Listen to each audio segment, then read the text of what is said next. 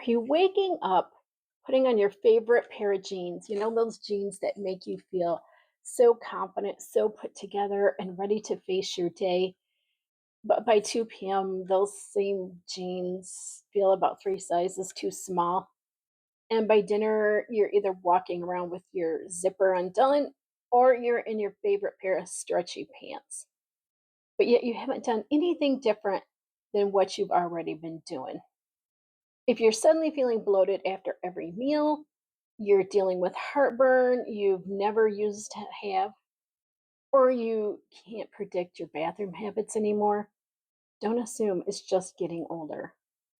During perimenopause, your gut actually changes too. It digests your food differently, it moves along slower, and it may even start reacting to foods that you've eaten your whole life without a problem. As a registered dietitian and a woman who's been through menopause myself, I know how frustrating it can be when you just don't feel like yourself anymore.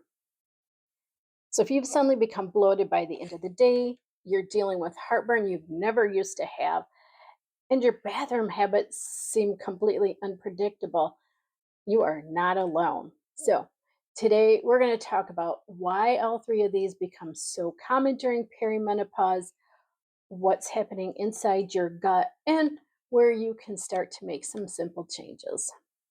So let's start with the big one, bloating and gas. It's uncomfortable, annoying, and honestly, sometimes a little embarrassing. By the end of the day, you're feeling like you swallowed a balloon. So, what's going on? As your estrogen begins to fluctuate during perimenopause, your digestion can slow down. So, think of that traffic jam where all the cars are backed up on the freeway, everything slows down, and the cars pile up. It can be kind of like that in your gut. That traffic jam is your food, and that gives that bacteria more time to ferment your food, and the fermentation causes gas, which is why you're feeling more bloated by the end of the day. And the balance of the gut bacteria changes, which can make you more sensitive to foods that you've never had a problem with. Well, what can you do? Start by chewing your food really well because digestion actually starts in the mouth. So if you're chewing it well, it makes your body do less work as it moves through the digestive tract.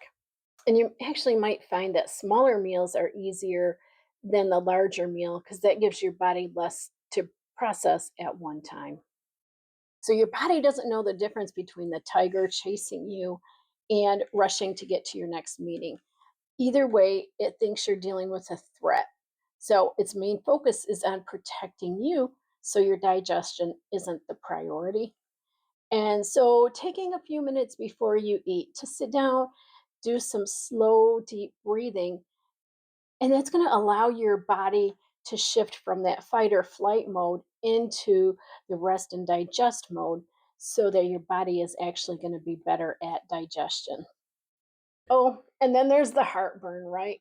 So maybe you have never dealt with heartburn in your life, and now you're reaching for those antacids all the time.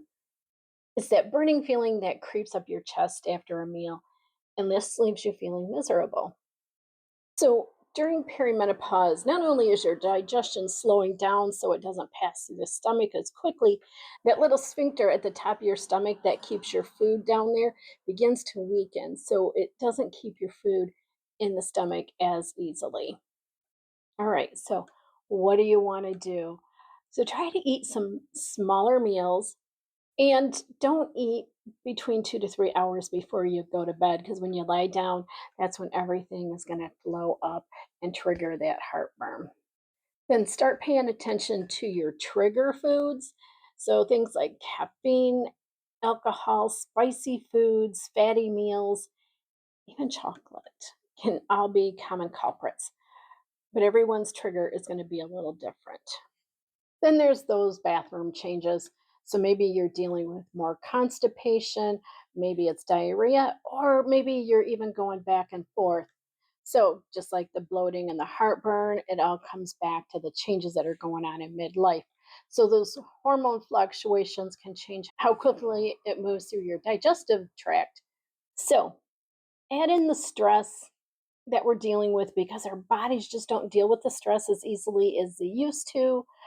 We're having the changes in our gut microbiome because those fluctuations in estrogen affect that microbiome. And then the foods that we're eating that may used to work before, that's not. And so it just all adds up to those crazy bowel habits that might not be as predictable as they used to be.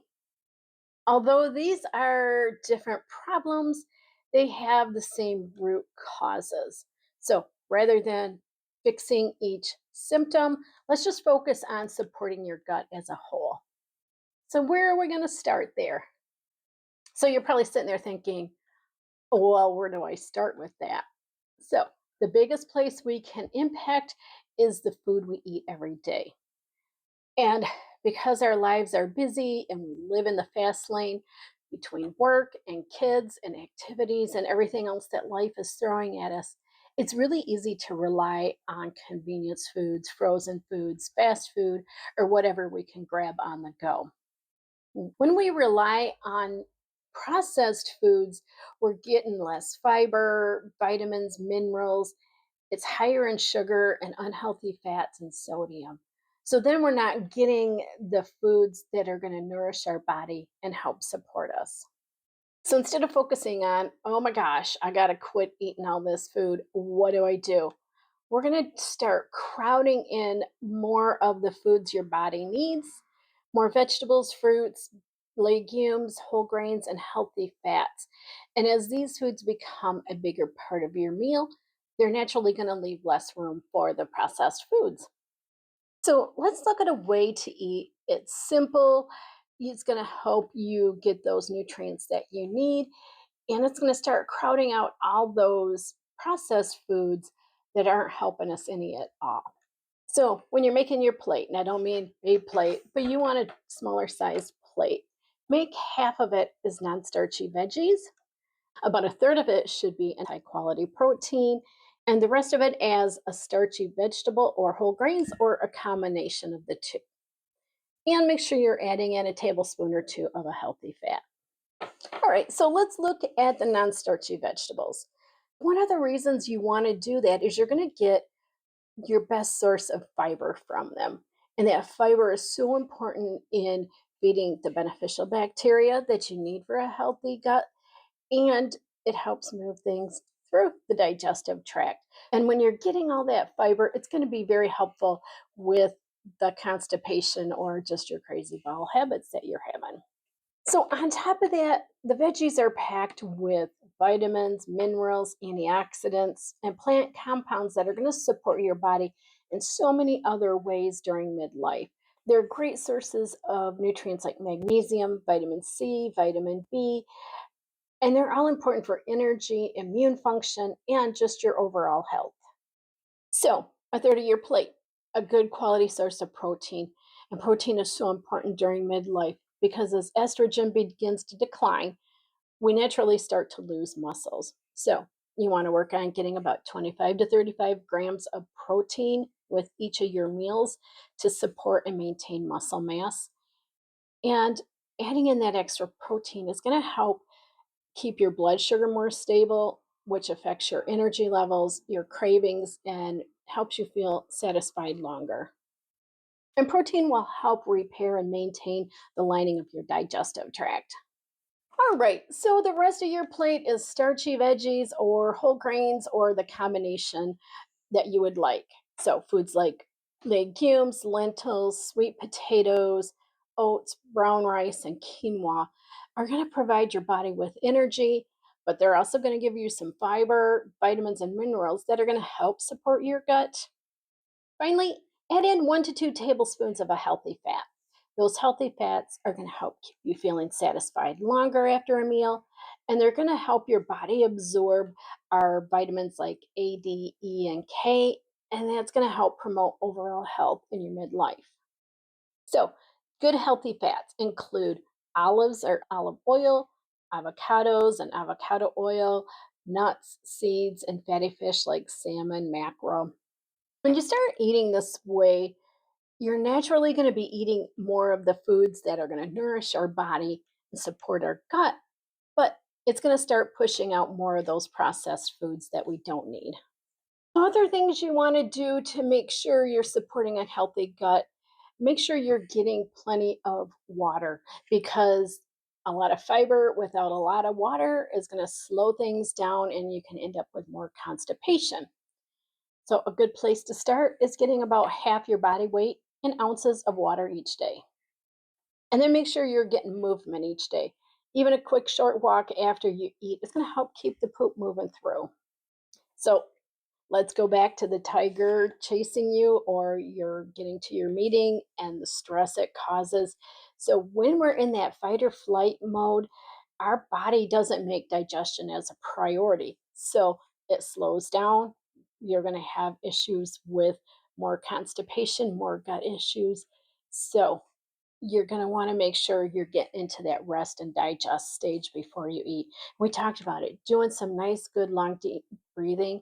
Take a couple minutes before you sit down to eat and just do some breathing. You can do what I call a box breathing. Breathe in for 4, hold it for 4, exhale for 4, and hold it for 4. Do that for a couple minutes and just see how much better you feel after a meal. So, just because these changes are common in midlife, it doesn't mean you just have to live with it.